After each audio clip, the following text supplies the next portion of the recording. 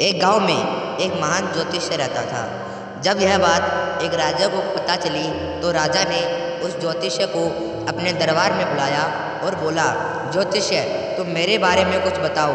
अगर तुम मेरे बारे में कुछ बताओगे तो मैं तुम्हें मुंह मांगी कीमत दूंगा। ज्योतिष्य बोला, राजन, आप अपने राज्य के सबसे आखिरी नेता हो। जब राजा ने यह सुना तो राजा को गुस्सा आ गया और राजा ने उस ज्योतिषी को काल कोठरी में डाल दिया।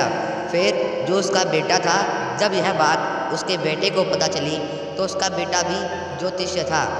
वह अपने पिता को बचाने के लिए उस राजा के दरबार में आया और बोला, राजन, मैं आपके बारे में कुछ बताना चाहता हूँ।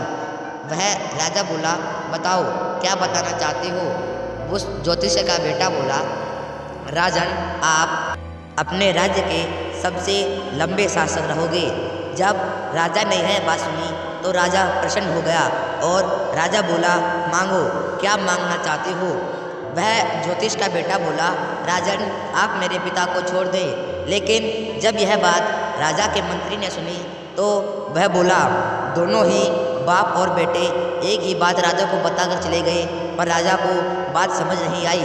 जब उस मंत्री ने राजा को बात बताई कि राजा, वो दोनों बाप और बेटे तुम्हें एक ही बात बताकर गए हैं कि तुम अपने वंश के सबसे आखिरी शासक हो।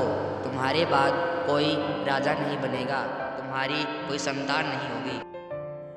तो फ्रेंड्स, हमको इस कहानी से सीख मिलती है कि हमें बोलने और समझने का तरीका पता होना चाहिए। अगर हम कुछ बोलते हैं तो हमें यह पता होना चाहिए कि हम उस शब्द को किसी के सामने कैसे बोले कि उसको बुरा ना लगे। अगर कोई किसी शब्द को सुनता है तो आपको शब्द को समझना चाहिए कि कहीं इसने मुझे गलत तो नहीं बोल दिया।